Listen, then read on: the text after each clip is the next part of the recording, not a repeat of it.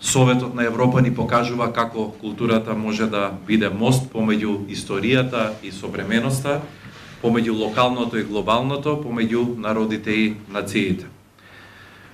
Овие рути не само што ги облагородуваат туристичките понуди, туку го поттикнуваат и одржливиот развој, го зајакнуваат локалниот идентитет и го ангажираат секој поединец да биде активен учесник во културниот